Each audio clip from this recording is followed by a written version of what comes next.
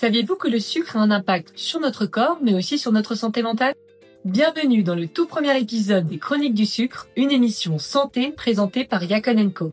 Une série d'émissions pour mieux comprendre l'impact du sucre sur notre santé et les solutions saines qu'on peut mettre en place pour soi et pour sa famille. Aujourd'hui, nous parlons d'un sujet essentiel, le lien entre le sucre et santé mentale. Pour en discuter, j'ai invité à mes côtés Bérangère Philippon, autrice et coach certifiée nutrition. Ensemble, nous vous partageons notre expertise et quelques conseils clés à mettre en place dès aujourd'hui. Cette émission est rendue possible grâce à Yakon & Co, une entreprise que j'ai cofondée et que je dirige et qui propose une alternative saine et 100% gourmande au sucre. Alors installez-vous confortablement et plongeons ensemble dans cette discussion passionnante.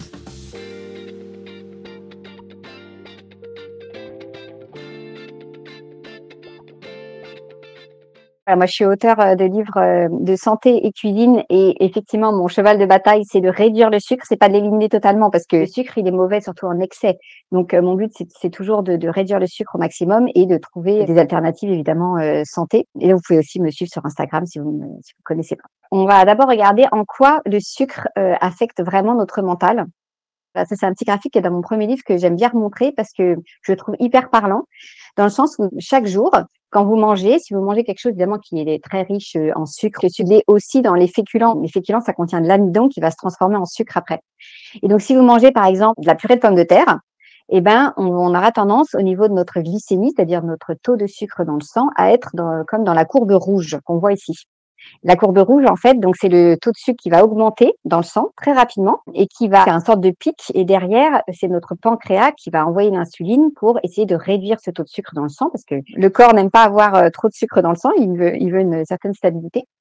Et donc après, ce qui se passe, c'est que comme le pic de sucre a été un petit peu fort, la sécrétion d'insuline va être forte. Et donc, on va se retrouver 2 heures après le repas avec un creux là.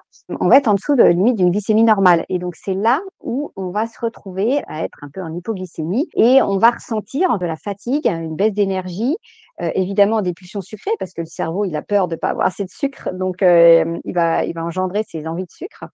Vous allez avoir du mal à vous concentrer, limite, vous allez avoir un brouillard mental.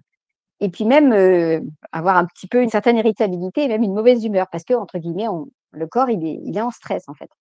Et donc c'est vrai que ce qu'on a tendance à faire, c'est reprendre du sucre d'ailleurs ou reprendre des choses en tout cas qui vont nous permettre de remonter cette glycémie pour nous apaiser. Et donc le problème, c'est que si on fait ça tout le temps avec des choses très sucrées, on va être dans la courbe rouge tout le temps. C'est-à-dire qu'on va tout le temps faire le yo-yo, les montagnes russes en continu. Et en fait, sur le moment, le sucre va nous redonner un boost d'énergie, oui, mais vous allez voir que c'est très rapidement terminé parce que à peine 1 heure ou 2 après, vous vous retrouvez au contraire à être à nouveau encore pas bien.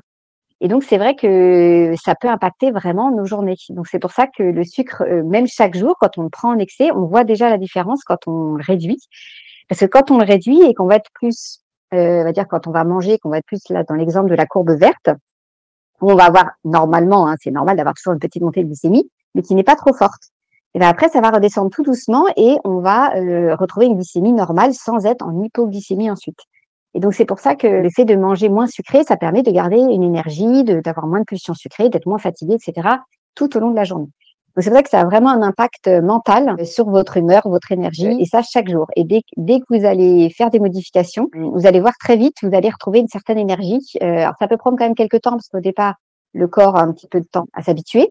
Mais une fois que ça y est, vous êtes habitué, vous allez voir vraiment une très grosse différence sur votre énergie. Je trouve que c'est assez impressionnant. Vous savez, souvent, on a envie vers 15 heures de faire une petite sieste et c'est normal, c'est lié à cette petite baisse de tension, d'énergie un peu après le repas. Et vous allez voir que si vous changez les choses et que vous mangez moins sucré, vous n'allez plus du tout avoir cette envie de sieste qui est assez classique à cette heure-là. Donc ça, c'est pour vous montrer vraiment chaque jour l'impact du sucre sur notre mental derrière. Ensuite, un excès de sucre, il y a aussi des impacts sur tout le corps. Donc, on a vu le détail à court terme, mais maintenant, je voulais vous montrer à moyen terme, à force. Ce qui va se passer, c'est qu'il y a votre flore intestinale qui va se déséquilibrer. Vous allez avoir une digestion un peu plus difficile, tendance à prendre du poids, avoir un peu plus de petites maladies fréquentes. Et surtout, vous allez commencer à avoir un risque d'inflammation chronique. Et derrière, ce qui va engendrer pas mal de fatigue. Donc, ça, c'est vraiment à moyen terme. Souvent, on ne va pas automatiquement se rendre compte que c'est lié à notre alimentation. parce que voilà, il n'y a pas une maladie grave derrière, comme un diabète, etc. Mais en tout cas, voilà ce qui arrive quand même à moyen terme, ce qui peut être assez rapide quand même, hein. Et donc, pourquoi je voulais faire un focus là-dessus? Parce que le fait d'avoir un microbiote déséquilibré, ça a un impact énorme sur notre mental. Donc là, je fais un petit focus sur le fameux microbiote, les fameuses bactéries qu'on a dans nos intestins. Vous avez des bonnes bactéries et des mauvaises dans vos intestins. Normalement, on les appelle les bonnes et les mauvaises, mais ce qui est important, c'est d'avoir vraiment un équilibre entre les deux. À ce moment-là, les mauvaises vont pas être mauvaises, entre guillemets. Les bonnes bactéries, qu'on appelle les probiotiques, elles vont se nourrir de fibres, et les mauvaises, elles vont se nourrir de sucre. Et donc, évidemment, quand on mange trop de sucre, et souvent, c'est souvent lié, on a tendance à pas toujours manger assez de fibres, c'est là qu'on va avoir un déséquilibre. On va se retrouver avec trop de mauvaises bactéries par rapport aux bonnes. Et derrière, ça va engendrer des pulsions sucrées déjà, parce que les mauvaises bactéries, elles ont envie de sucre. Et si elles sont en grand nombre, et ben, ce qui va se passer, c'est qu'elles vont envoyer l'information au cerveau pour leur dire on veut du sucre. Et donc, c'est pour ça que vous allez avoir tendance à avoir envie de sucre. Et souvent, il y a des gens qui pensent que résister au sucre, c'est un manque de volonté, mais en fait, pas toujours. Parce qu'en fait, on est un peu guidé aussi par nos bactéries. Et donc, elles ont un impact sur notre mental. Et donc, plus il y en a de mauvaises, plus vous allez avoir envie de sucre. Alors qu'à l'inverse, si vous avez une flore équilibrée, vous aurez moins de pulsions sucrées. On est vraiment au niveau du mental commandé aussi par les bactéries de nos intestins. Et donc, pourquoi je vous parle aussi de tout ça? Parce que le microbiote, il a un rôle énorme, vraiment très important et très impactant sur notre santé. Donc, je vous ai remis un petit peu tous les rôles qu'il a. Notamment, il va fabriquer des composés essentiels pour la santé. Il va avoir un rôle aussi de protection au niveau de l'immunité. Il va piéger aussi le cholestérol alimentaire, hein. Quand on prend trop de cholestérol alimentaire, en fait, les bonnes bactéries, elles vont nous aider. Donc, elles vont éviter que tout passe dans le sang. Il va aussi nous protéger de certaines toxines. Il va avoir aussi un rôle digestif, hein. Plus on a un microbiote équilibré, mieux on va digérer. On va avoir après un meilleur transit aussi, un confort digestif qui va faire qu'on aura moins de ballonnement, donc on aura un ventre plus plat. Et puis il y a aussi un rôle sur le poids, puisque nos petites bactéries là, elles vont aussi aider à l'absorption des acides gras, du glucose, et elles vont donc globalement contribuer au maintien du poids. Et le truc que je vous ai mis en vert là, un peu plus foncé, ça vous montre vraiment du coup l'impact sur le mental, c'est que les bonnes bactéries, elles vont aider à fabriquer 80% de la sérotonine. La sérotonine, c'est entre guillemets, on l'appelle l'hormone du bien-être souvent, parce que c'est elle qui fait que on se sent bien. Et donc, quand on se rend compte que c'est 80% de cette sérotonine qui est fabriquée dans l'intestin, et bien, si votre intestin il n'est pas bien équilibré parce que vous avez mangé trop de sucre, pas assez de fibres, etc., vous avez une alimentation qui est pas bonne, et ben ce qui va se passer, c'est que vous allez être moins bien. Et donc ça, c'est maintenant, il y a des preuves scientifiques, hein, il y a de nombreux chercheurs qui en parlent. Le fait d'avoir une sérotonine forcément qui va être moins sécrétée, on a tendance plus à la déprime et à la dépression. Et je me souviens, j'avais vu une émission à la télé, c'était assez impressionnant. Une femme qui était en dépression depuis de nombreuses années et qui avait fait une transplantation de microbiote fécal, voilà, parce que c'était au Québec, donc au Québec c'est autorisé. Elle s'est retrouvée à avoir sa dépression totalement terminée, alors que ça faisait des années qu'elle l'avait et qu'avec tous les médicaments, elle n'avait jamais réussi à être vraiment complètement guérie. Donc, c'est là où on se rend compte de l'impact derrière du microbiote. Et c'est pour ça qu'il faut vraiment le chouchouter en faisant attention au sucre et surtout à consommer également plus de fibres.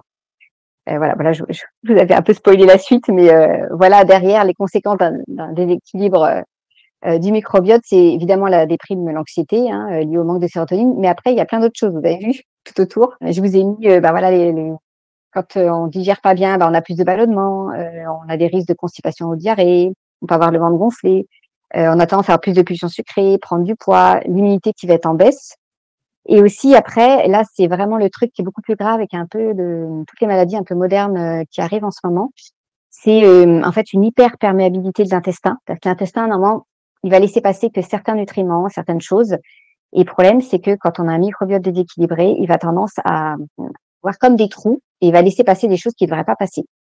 Et c'est ça qui fait qu'après, on se retrouve avec pas mal de soucis de santé, d'inflammation chronique.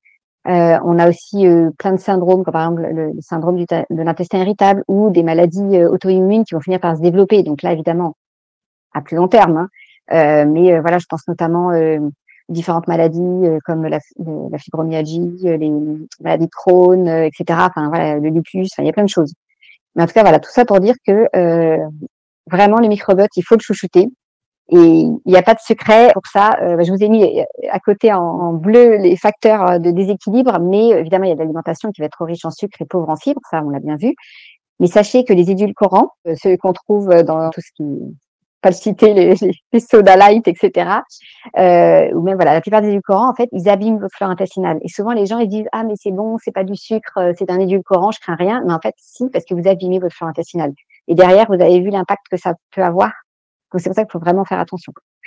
Après, il y a aussi la consommation régulière d'alcool qui est pas bonne pour le microbiote, certains médicaments, le stress aussi. Le stress a un impact sur le microbiote, surtout quand il est chronique.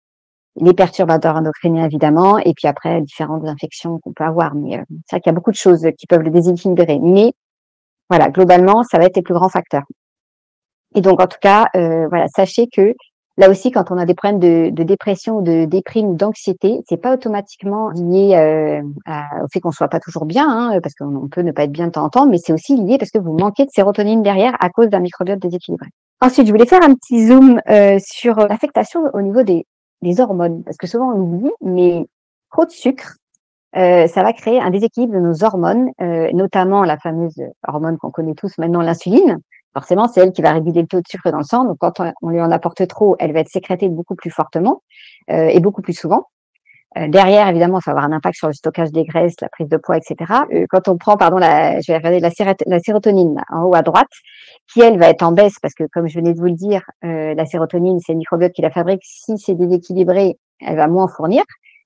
Et ben, la sérotonine, ce qu'elle va faire, c'est que si vous n'en avez pas assez, derrière, la sérotonine, c'est elle qui va fabriquer la mélatonine, vous savez, qui est l'hormone du sommeil. Et donc, ben, forcément, s'il y a moins de sérotonine, il y aura moins de mélatonine. Et donc, derrière, vous allez moins bien dormir. Et plus on dort mal, plus on va être stressé, moins on va être bien, on va être plus sujet à l'anxiété. Et donc, derrière, on va avoir aussi un cortisol qui va être en hausse. Et le cortisol, c'est l'hormone du stress. Et pareil, l'hormone du stress, le cortisol, elle va aussi apporter du sucre dans le sang. C'est son rôle aussi derrière pour nous donner de l'énergie à la base pour réagir. Mais c'est vrai que derrière, hop, ça va après derrière faire aussi une augmentation de l'insuline. En fait, vous avez vu, toutes les hormones sont un peu liées. Hein. Mais en tout cas, voilà, dès qu'il y a une hormone qui est impactée, on a un impact sur toutes les autres hormones. Et encore là, je vous en ai mis que 4, hein, mais il y en a d'autres derrière. Hein. Donc tout ça pour vous dire que nos hormones, quand elles sont déséquilibrées, elles sont aussi source de stress, d'anxiété, de fatigue. Après, derrière, c'est pour ça qu'il y a des femmes qui, au bout d'un moment, vont développer des problèmes comme le fameux SOPK qu'on peut connaître, etc. Enfin, voilà, et des problèmes de sommeil. Enfin, voilà. Donc, c'est pour ça que ça va beaucoup plus loin. En tout cas, le sucre, quand on le consomme en excès, c'est pas juste le diabète, comme on peut le voir. Voilà, donc là, c'était pour vous montrer un petit peu, vous expliquer en fait pourquoi. Je vous montre rapidement, maintenant vous devez quand même à force savoir si vous me suivez et si vous avez lu mes livres, mais je vous remets au cas où rapidement, voilà, où on trouve le sucre.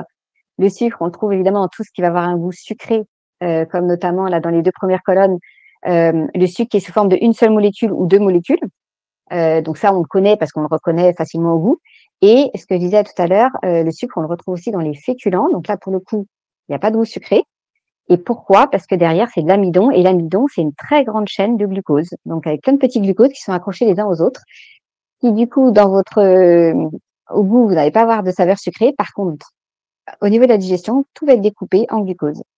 Alors, ça ne veut pas dire qu'on mange plus de féculents. Ça veut dire qu'on va essayer de pas en abuser et derrière, de rajouter des fibres pour que le sucre arrive moins vite dans le sang pour éviter d'avoir un pic, comme on a vu tout à l'heure.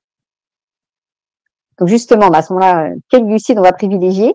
Et les différents glucides que je vous conseille, ça va être ceux qui sont plutôt en vert là. Donc c'est évidemment tout ce qui va être céréales complètes, les légumineuses, le riz vraiment long grain, comme par exemple le riz basmati ou le riz complet. On a aussi le riz sauvage, etc. La semoule plutôt complète, le quinoa, la patate douce, les céréales comme l'avoine, l'orge, le sarrasin, qui en a un indice glycémique bas. Le pain vraiment complet, parce que des fois il n'est pas toujours complet. Hein. Et encore mieux au levain, parce que le levain va faire baisser l'indice glycémique. Ensuite, les fruits entiers. Donc voilà, ça c'est les grands, on va dire les grands glucides qui sont les plus intéressants et qui vont vous éviter un pic de glycémie. Et ensuite, les glucides qui sont à réduire au maximum. Voilà, les pommes de terre sautées, purées, frites, ça c'est un index glycémique très élevé. Si vous voulez vraiment continuer à manger des pommes de terre, ce sera vraiment cuit à la vapeur avec la peau, idéalement refroidi. C'est là où elle aura un index glycémique le plus bas. Tout ce qui est pain blanc, pain de mie, le riz blanc là qui est rond, qui est très gélatineux, celui-là il est un index glycémique très très élevé. Tout ce qui va contenir de la farine aussi, de blé blanche comme les brioches, les viennoiseries, les biscuits. gâteaux industriels, les céréales soufflées aussi, parce que le fait de souffler la céréale, ça va en fait augmenter considérablement son index glycémique. Donc les fameux comment ça s'appelle vous savez, galettes de riz soufflées, là, ça c'est un index glycémique encore pire que le sucre, hein. Je vous le dis tout de suite parce que souvent on n'a pas l'impression, mais c'est pas du tout healthy. Après, évidemment, bon, sans surprise, les bonbons, le sucre, voilà, les confitures très sucrées, évidemment, soda et jus de fruits. Ça, c'est des choses qui vont, on va dire, vous apporter le plus de sucre rapidement dans le sang. Donc, c'est vrai que c'est à éviter. Ou, si vraiment de temps en temps vous en avez envie, de toujours ajouter le double de légumes avec, pour que derrière, ça vous apporte suffisamment de fibres. Parce que les fibres, c'est elles qui vont un petit peu faire la différence, qui vont vous aider à ce que le sucre soit pas digéré trop rapidement. Et en termes de sucre, entre guillemets, si vous voulez vous faire des gâteaux, des choses comme ça, moi, je vous conseille le meilleur sucre au monde, on va dire, ça va être le fruit entier, hein. Ça, c'est sûr. Mais après, voilà, il y a d'autres possibilités naturelles. Donc, voilà, le sirop de Diacote, on en a parlé aujourd'hui, qui est intéressant parce que pour le coup, il va contenir en plus beaucoup de fibres. Donc, ça va permettre d'avoir aussi ce rôle prébiotique pour nourrir les bonnes bactéries. Ensuite, tout ce qui est miel d'acacia, sirop d'agave, c'est un index glycémique bas, mais en fait, le truc, c'est que c'est très, très riche en fructose. C'est à peu près 80% de fructose. Donc, voilà, c'est pas idéal dans le sens où c'est pas très bon pour le foie. Mais un petit peu de temps en temps, c'est pas cata. Et puis le sucre de coco qui n'est pas non plus parfait, hein, parce que au final son index glycémique il n'est pas aussi bas que ça. Derrière, voilà, tant que je pense que ce qui est important, c'est de pas en mettre trop. Voilà, c'est ça surtout qui est important, de temps en temps, et pas non plus tous les jours. Ensuite, je vous montre rapidement parce que je vous parlais beaucoup des fibres. Les fibres, c'est vrai qu'elles vont permettre énormément de choses. En fait, les fibres, elles font partie de la famille des glucides, mais elles sont particulières parce qu'elles ne sont pas du tout digérées. En fait, elles vont passer dans le sang, elles vont rester là jusqu'à être évacuées par les voies naturelles. Et le gros avantage des fibres, c'est que elles vont vous rassasier beaucoup plus facilement. Donc, ça veut dire que quand vous avez un repas riche en fibres, vous allez avoir tendance à manger moins, quitte à limite pas avoir faim pour le dessert derrière. Donc ça, c'est assez intéressant. Elles vont ralentir la digestion des féculents et des sucres. Donc, du coup, comme on l'a vu tout à l'heure, ça va vous apporter de l'énergie plus longtemps. Ça va vous éviter la fameuse baisse là, 2 heures après le repas. Et donc, ça va vous permettre de tenir jusqu'au prochain repas sans avoir trop faim. Donc, ça, c'est important. Et évidemment, derrière, elles vont nourrir les bonnes bactéries qu'on a dans les intestins et vous aider après à avoir un meilleur transit, moins de ballonnement. Et puis, au long terme, avoir un microbiote en bonne santé et derrière, suffisamment de sérotonine pour votre santé mentale, en tout cas. Donc, toutes les fibres, je vous ai mis à droite où est-ce qu'on les retrouve, mais sans surprise, dans les légumes, dans les fruits entiers, hein, pas des jus de fruits, on va dire. Les légumineuses aussi, on en a beaucoup dedans, les céréales entières, les oléagineux, etc. On en a aussi dans le psyllium, moi, que j'aime bien utiliser, des graines de chia, voilà. Mais voilà, c'est pour ça que les fibres, c'est vraiment hyper important dans une alimentation pour être en bonne santé. Et je voulais quand même aussi, parce qu'on a parlé beaucoup du sucre, mais juste faire un mini petite ouverture aussi sur les graisses qui ont un énorme impact aussi sur notre mental. Parce que souvent, on a un peu peur du gras, parce qu'on se dit ça va faire grossir, etc. Et il faut savoir que les graisses, en fait, elles sont indispensables pour construire nos cellules. Vous savez, les parois de nos cellules, elles sont faites avec du gras. Elles aident aussi à réguler les hormones. Le corps, il a besoin de gras pour faire nos hormones. Elles aident aussi, en tout cas certaines graisses, à réduire l'inflammation. Elles vont être là aussi pour la bonne santé du cerveau. Et si on n'apporte pas assez de graisses, et notamment des bonnes graisses, eh ben, on risque d'avoir des soucis derrière, hormonaux, d'inflammation, etc. Et ensuite, en dehors de ça, le gras, ben, l'avantage, c'est que ça apporte aussi du goût. Ça va aussi apporter des vitamines, notamment les vitamines A, E, D, qui sont des vitamines qui se dissouent seulement dans le gras. Donc, si vous mangez vraiment pas assez gras, vous pouvez être en carence de certaines vitamines qui sont indispensables. Et puis derrière, chose très intéressante, c'est que ça rassasie et ça calme les envies de sucre. Donc ça, c'est pas inutile. Je vous montre rapidement parce que l'important de manger du gras, oui, mais derrière, il faut bien l'équilibrer. C'est ça aussi. Derrière, c'est vrai que, vous voyez, là, je vous ai mis, il faudrait la moitié d'oméga 9, 25% d'acides gras saturés qui sont, entre guillemets, les graisses un peu moins saines qu'on peut retrouver dans plutôt les graisses animales. Vous avez 5% d'oméga 3, donc c'est pas beaucoup, mais c'est souvent lui qui va nous manquer. Et puis, à peu près 20% d'oméga 6 qu'il nous faut. Et pourquoi je vous ai fait un petit focus là-dessus, c'est que souvent on a tendance à avoir trop d'acides gras saturés et pas assez d'oméga 3. Et c'est ça souvent qui pose problème. Parce qu'en fait, les oméga 3, en fait, je crois qu'il y a, je sais plus le chiffre exact, mais il me semble qu'il y avait 70% de personnes qui manquent d'oméga 3. Et les oméga 3, en fait, c'est vraiment les graisses anti-inflammatoires et qui servent aussi vraiment pour le cerveau. C'est vrai que si vous manquez d'oméga 3, vous aurez plus de problèmes de mémoire, d'attention, de concentration, de motivation aussi.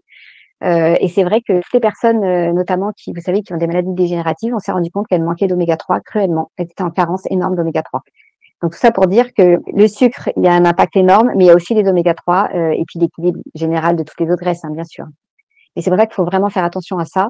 Et là aussi, en termes de graisse, des graisses les plus saines, voilà, je vous les ai mis à droite.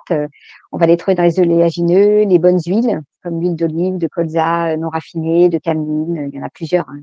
J'en ai mis que 3 parce que c'est celle que j'utilise le plus souvent, moi, personnellement, parce que c'est vrai qu'on n'a pas non plus toujours beaucoup de place dans sa cuisine, donc j'en mets pas non plus 3 tonnes, mais en tout cas, celle-là, moi, c'est mes préférées. Vous avez aussi les olives, la tapenade, les petits poissons gras pour les fameux oméga 3 qui sont vraiment assimilables par l'organisme. 2 fois par semaine, il en faudrait pour avoir votre taux par jour. Ensuite, tout ce qui est graines aussi va apporter des graisses intéressantes, l'avocat. Voilà, et évidemment, les graisses à réduire, ça va être plutôt les graisses animales, hein, ça c'est sûr. Mais derrière, vous avez aussi certaines huiles. Je vous ai mis là 3 huiles qui sont des huiles qui sont assez souvent utilisées et qui sont vraiment pas terribles parce qu'elles sont complètement déséquilibrées, elles ont beaucoup trop d'oméga 6. Donc, c'est l'huile de tournesol, d'arachide et de pépins de raisin. Donc, celle-là, je vous les conseille pas spécialement en cuisine. Et puis après, évidemment, dans toutes les viennoiseries, les gâteaux, parce que souvent, on a tendance à retrouver des huiles de tournesol parce que c'est pas cher, du beurre, etc. Donc, c'est pas l'idéal. Et tout ce qui va être frit ou trop doré, en fait, même si c'est fait avec des graisses saines, c'est pas bon parce qu'en fait, les graisses saines, elles sont très fragiles. Quand on les chauffe trop fort, elles s'altèrent et elles deviennent néfastes. Donc, c'est pour ça qu'il faut vraiment faire aussi attention à ça, de pas trop chauffer toutes les huiles saines. Et si on veut vraiment chauffer fort, il vaut mieux utiliser des graisses qui peuvent supporter une certaine température, comme l'huile de coco, par exemple, le ghee, des choses comme ça. Voilà, donc j'ai quasiment terminé. Je vais juste quand même remettre ça parce que je trouve ça important de se dire que, en tout cas par rapport à la santé mentale, j'écoutais encore un podcast hier sur la santé mentale et je vous ai mis ici les grands éléments indispensables justement, en plus de réduire le sucre et derrière, il y a aussi, on a tous des carences en vitamine D, en magnésium, en oméga 3, ça c'est les 3 essentiels. Donc après, voilà, vérifier éventuellement avec un médecin avec une analyse de sang, mais souvent, voilà, c'est des éléments qui nous manquent. Vous avez aussi le zinc, celui-là, on l'oublie souvent. Et puis les probiotiques, plus les fibres pour améliorer l'équilibre du microbiote derrière, pour avoir un impact global sur notre santé intestinale.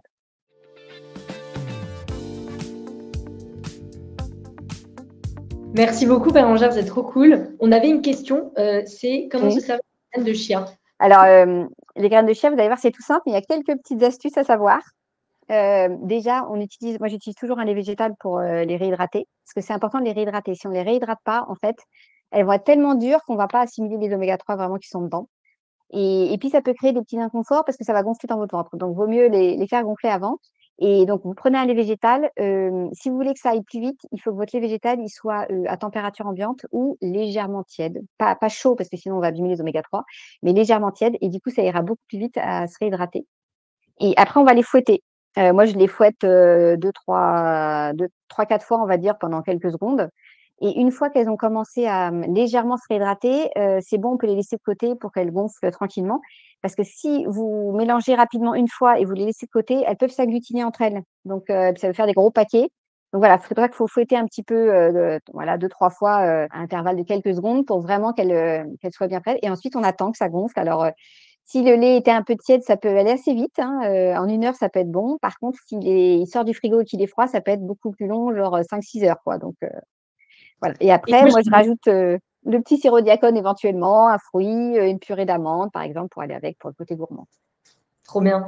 Et justement, j'ai une cliente que j'ai rencontrée récemment qui m'a donné une super recette avec des graines de chia aussi, et contre-intuitive, mais en gros, elle fait des confitures maison. Donc, en fait, ce qu'elle fait, c'est qu'elle fait sa confiture sans sucre du tout. Elle rajoute le sirop Diacone à la fin pour éviter que ça monte trop en température et elle rajoute avec le sirop Diacone quelques graines de chia et ça permet de faire une sorte de gelée, en fait. Et tu as vraiment un effet confiture, comme si tu l'achetais en magasin, quoi. Donc, au niveau de la texture et tout ça. J'ai une recette dans mon premier livre comme ça où effectivement, c'est ce que j'utilise pour avoir ce côté un peu gélifié de la confiture. Par contre, ça garde un peu moins longtemps que la vraie confiture, mais voilà, faut le faire sur une semaine. Comme ça permet d'avoir un petit pot beaucoup moins sucré. Ou une semaine de vacances où tu es avec une pleine baraque avec toute ta famille et comme ça, elle part vite, cette confiture. Voilà, c'est ça. Ça tombe bien, c'est la thématique. Autre question de la part de Virginie, comment rééquilibrer son microbiote? Ça prend du temps. Ça se fait pas en 5 minutes. Mais en tout cas, déjà, on voit tout de suite le microbiote quand il est déséquilibré parce que souvent, on a un transit qui est pas terrible, soit qui est trop rapide, soit qui est trop lent sur du long terme. Et quand c'est comme ça veut dire qu'il est déséquilibré. Et moi, ce que je conseille toujours, c'est qu'il y a 3 choses qui sont importantes pour le rééquilibrer. Ça va être déjà juste de boire plus, parce que souvent on se rend pas compte, mais c'est parce qu'on boit pas assez. Et quand je dis boire plus, ça va être pas juste 1,5 litre, hein, c'est un peu plus. Alors, pas non plus au-dessus de 2 litres, hein, quand même pas, mais voilà, de boire quand même suffisamment. Derrière, de prendre des probiotiques pour booster, alors soit des probiotiques en gélule ou soit des aliments qui sont vraiment fermentés, qui vont apporter des ferments naturellement. Comme par exemple, je sais pas, moi en ce moment, je suis très kéfir de fruits, j'arrête pas d'en faire. Et ça, c'est plutôt pas mal.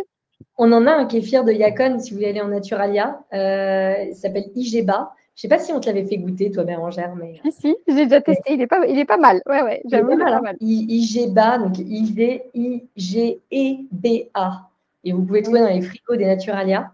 Et il est vraiment pas mal parce que je trouve qu'il a un petit goût d'ice tea. Il n'est pas très gazeux parce qu'il y a plein de gens aussi qui n'aiment pas le côté un peu gazeux de kombucha ou kéfir. Et donc, il a eu pas mal de succès, j'avoue que je l'aime bien parce que parfois le kéfir, c'est un goût un peu amer. Je ne sais pas si tu as déjà eu des situations comme ça. Bon, après, moi, je sais que quand je le fais, je sucre peu, ce qui fait que derrière, il n'y a plus de résidus de sucre. Donc, oui, après, c'est pas du tout sucré. Mais bon, après, voilà. Mais en tout cas, voilà, essayer de rajouter des aliments fermentés, ça peut être aussi une solution. Mais en tout cas, quand on a vraiment un microbiote déséquilibré, il faut en trouver beaucoup. Donc, c'est pour ça que moi, je trouve que d'avoir au départ des petites gélules de probiotiques, ça peut aider. Et après, ça va être évidemment ces bonnes bactéries. Elles ont besoin de nourriture. Et comme on l'a vu, il lui faut des fibres. Alors, ça va être plus des fibres solubles. Sur Diacone, d'ailleurs, contient des fibres solubles. Hein, voilà, donc ça, c'est intéressant. Mais vous avez aussi tous les légumes. De toute façon, voilà, la plupart des légumes, des fruits, etc., contiennent pas mal de fibres. Alors, il y a des fibres solubles et insolubles. Donc, après, si on a un intestin un peu fragile, il faudra faire attention aux fibres insolubles qui sont un peu plus difficiles. C'est-à-dire, les fibres insolubles, elles se trouvent surtout sur la peau des légumes. Aussi la peau des légumineuses. Donc, par exemple, les pois chiches, si on enlève la peau, ça peut permettre de mieux les digérer. Enfin, voilà, il y a des petites astuces comme ça. Vous avez un peu toutes ces informations dans mes livres parce que je sais que j'ai souvent eu la question. Mais en tout cas, voilà, si vous avez ces 3 choses-là, en tout cas, ça va vraiment aider. Et puis, voilà, au fur et à mesure, il faut être patient, hein, ça peut prendre du temps pour équilibrer un microbiote, surtout si, par exemple, vous avez des traitements antibiotiques qui l'abîment fortement. Oui, totalement d'accord. Et d'ailleurs, moi, j'ai un peu un intestin irritable. Par exemple, quand je consomme tout ce qui est lentilles et pois chiches, ça peut être un petit peu explosif. Je passe des détails. Et par contre, si je consomme du Yacon, qui sont des fibres solubles, moi, j'ai pas de problème. Alors, évidemment, il ne faut pas se taper le pot entier en une journée. Mais si, voilà, on sucre de façon modérée, par exemple, le granola bowl du matin ou autre, en tout cas, quand on n'est pas sensible aux fibres solubles, on n'a pas de problème de digestion.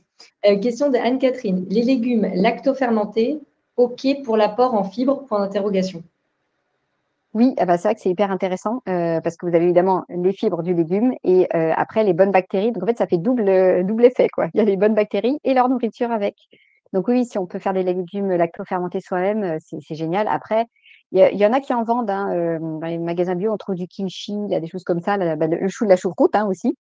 Mais par contre, voilà, il ne faut pas qu'il soit pasteurisé parce que sinon, bah, on tue toutes les bonnes bactéries. Est-ce qu'une prise de sang permet de détecter un intestin irritable ou un microbiote déséquilibré? Alors, il faut savoir que l'intestin irritable, souvent, d'ailleurs, il y a pas mal de médecins qui vont vérifier. Alors, il y a différentes analyses qui peuvent être faites, mais qui, du coup, va pas automatiquement, en fait, donner quelque chose de positif. On va se retrouver, par contre, avec les symptômes de l'intestin irritable qui sont là, c'est-à-dire, souvent, ça va être des ballonnements, des problèmes de transit, un transit aussi beaucoup trop rapide. Juste après manger, on est obligé de courir aux toilettes. Enfin, voilà, ma sœur a ce souci-là, donc je connais un peu le problème. Mais en fait, derrière, bah, les médecins, ils vont vous dire: «Bah, non, il y a rien, en fait, tout va bien» et c'est pour ça que souvent, bah, d'ailleurs, j'avais lu un ouvrage là-dessus qui expliquait que l'intestin irritable, on donne ce diagnostic en fonction du ressenti du patient. Si c'est régulier, les problèmes, ça veut dire que derrière, il y a un intestin irritable. Et donc, c'est pour ça que voilà, il n'y a pas vraiment spécialement une prise de sang à faire. Par contre, si régulièrement on a des soucis, si c'est temporaire, non. Et si c'est régulier, ça veut dire que oui, il y a vraiment un risque d'intestin irritable. Et souvent, on le voit dès qu'on a mangé des choses trop riches en fibres, on se retrouve plié en deux. Mais je vous dis, c'est surtout pour les fibres insolubles.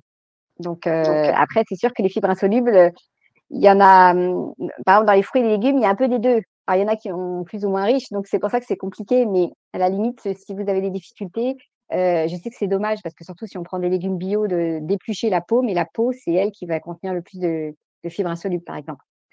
Et sinon, en Ouais. tout cas, les probiotiques, il en existe plein.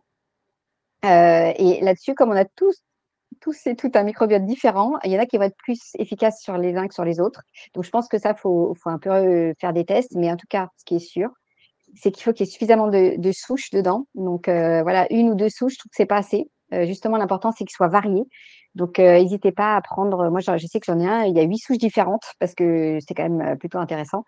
Et ça permet d'avoir une certaine variété et d'ailleurs d'avoir aussi une certaine quantité. Si vous avez que 1 milliard, en fait, 1 milliard, c'est pas beaucoup. On peut y aller jusqu'à 30, 40 milliards de bonnes bactéries. C'est là où ça va être plus intéressant. Donc voilà, regardez la quantité déjà de souches et la quantité en nombre que vraiment avoir un probiotique efficace. Le sirop Diacone, donc c'est un bon moyen de rééquilibrer son microbiote, de consommer du sirop Diacone. C'est en complément des probiotiques, ceci dit, parce que si on a complètement un microbiote dépeuplé, le sirop Diacone va passer comme ça et ça va rien faire du tout. Mais il faut déjà repeupler avec des probiotiques, donc comme expliquait Bérangère en détail. Et donc après, on va nourrir le microbiote avec des prébiotiques. Et les prébiotiques contenus dans le sirop Diacone, mais pas que. C'est dans l'ail, dans l'oignon, voilà, dans pas mal de produits. Donc, il faut un peu un complément, quoi. Il faut faire un peu des deux. Et donc, comment on sait si on mange assez de fibres, nous demande Lise. En fait, normalement, on dit qu'il faut 30 grammes de fibres par jour, à peu près, et que le français moyen est plutôt à 15 grammes. Donc déjà, voilà, ça veut dire qu'il faudrait doubler les quantités. Et pas la peine de vous embêter à faire des calculs savants parce que sinon, ça va être compliqué. Moi, je dis le plus simple, c'est que déjà, ayez dans votre assiette le midi et le soir la moitié de votre assiette en légumes, déjà. Ça, c'est sûr. N'hésitez pas à rajouter aussi un petit peu de légumineuses. Alors, je vous dis, si vous avez un peu de mal à les digérer au départ, essayez les lentilles corail qui sont plus douces. N'hésitez pas à les mixer un petit peu s'il faut, ou même le houmous, c'est plutôt pas mal. Et puis le matin, voilà, essayez au moins de rajouter une portion. Alors, si on n'a pas envie de manger de légumes le matin, sauf, voilà, je peux comprendre, hein, un fruit au moins entier. Et moi, je sais que personnellement, je fais ça et je vais rajouter aussi en plus un petit peu de psyllium. C'est que de la fibre, en fait, ça vient d'une plante. Et là, c'est que de la fibre douce, donc que de la fibre soluble. Donc, pour les personnes qui ont un intestin irritable, il y a un gastro-entérologue aussi qui en parle beaucoup. Et l'avantage du psyllium, c'est que ça a une action aussi bien sur le transit ralenti que trop rapide. Donc, parce que ça va nourrir aussi les bonnes bactéries. Et donc, une cuillère à soupe ou à café de psyllium par jour, déjà, ça va booster un peu les choses. Après, toujours réhydrater, hein, là aussi. Après, c'est pas ce qu'il y a de meilleur, hein. Je vous le cache pas que c'est pas très bon. Donc moi, je le mélange avec un yaourt et puis comme ça, voilà, ça permet d'avoir un petit peu plus. Et puis, voilà, une cuillère à café de sirop Diacone sur un fromage blanc. Moi, c'est ce que je fais aussi chaque jour. Et ben voilà, mis bout à bout, en fait, on arrive à avoir suffisamment de fibres. Et de toute façon, on s'en rend compte parce que si votre transit il va mieux, au bout d'un moment, c'est que vous dites c'est bon. Moi, je sais qu'il y a des jours où je vois bien que je mange moins de fibres parce que je suis pas chez moi, parce que ben évidemment, des fois, on est invité, on a moins de légumes, etc. Je le vois tout de suite très rapidement après sur le transit. Donc voilà, ça c'est le meilleur baromètre, c'est votre transit. Qu'est-ce qu'un transit normal? Faut-il aller tous les jours à la selle? Non, parce qu'en fait là-dessus, on a tous un côlon qui est plus ou moins long. En fait, le plus important, voilà, c'est pas très glamour, mais en gros, c'est la texture. Voilà, si vous avez des selles qui sont bien moulées, enfin voilà, qui sont pas débiles, des choses comme ça, ou qui sont pas trop évidemment liquides, ça veut dire que votre microbiote est vraiment nickel. Après, forcément, il y a des variations d'un jour à l'autre selon aussi les hormones, hein. Ce qu'il faut, c'est globalement, voilà, vous ayez un transit qui soit fluide. Après, si vous êtes trop constipé ou trop, voilà, si vous avez trop de diarrhée de façon régulière, c'est que là, il y a un déséquilibre. Voilà, c'est surtout comme ça qu'on s'en rend compte. Virginie demande des conseils pour une ménopause avec intestin gonflé en permanence et transit ralenti. Elle a un sentiment de ne pas pouvoir s'en sortir. Est-ce que tu as un peu un conseil pour Ouais, parce Virginie? que c'est vrai qu'à la ménopause, en fait, le microbiote a tendance à s'appauvrir un petit peu, d'ailleurs de plus en plus avec l'âge. Donc c'est pour ça qu'il faut faire un peu plus de petites cures de probiotiques là. Et puis le côté intestin gonflé aussi, c'est souvent lié au déséquilibre, hein. Donc c'est un peu tout ce qu'on a dit tout à l'heure. Donc là-dessus, il faut vraiment essayer de le rebooster avec les fibres, avec suffisamment d'eau, et puis derrière les probiotiques, voilà, de façon assez quotidienne. Après, si on n'a pas envie de prendre tout le temps, on peut faire un petit boost avec des gélules au début pendant 1 mois, 2 mois ou 3 mois, et ensuite être plus sur des aliments fermentés. Et je vous dis, mon ancienne chef qui avait des soucis aussi là-dessus, et elle m'a dit la cuillère à soupe de psyllium chaque jour, ça lui a changé sa vie. Donc là aussi, ça lui apportait plus de fibres. En fait, elle avait besoin de ça et je pense qu'il lui en manquait un peu. Et donc, ça peut être le petit coup de boost aussi en plus. Il y en a qui parlent du kombucha. Oui, tout ce qui est kombucha, kéfir, tout ça, ça va apporter des bonnes bactéries. Donc, il n'y a aucun souci. Par contre, attention s'il y a trop de sucre dedans, parce que des fois, justement, il y en a qui rajoutent du sucre. Les bonnes bactéries n'ont pas tout mangé. Et donc, regardez quand même la quantité de sucre au 100 grammes. On en trouve 100, hein, sans résidus. Donc, il faut quand même fouiner. Et voilà, si vous n'aimez pas, vous pouvez rajouter après un petit peu de Diacone derrière. Mais en tout cas, il vaut mieux l'acheter sans résidus de sucre à la base. J'imagine que si vous avez d'autres questions, vous pouvez aussi nous contacter en direct. Bérangère sur 0 sucre IGBA sur Instagram et nous sur Yacon_co. J'espère que vous avez apprécié ce premier rendez-vous des Chroniques du sucre. N'hésitez pas à partager ce contenu à une personne dans votre entourage qui aurait besoin d'écouter ça. Et dites-nous en commentaire ce que vous en avez pensé. En attendant, je vous donne rendez-vous sur nos réseaux sociaux et sur notre site internet yacon.co où vous pourrez trouver tous nos produits. À bientôt!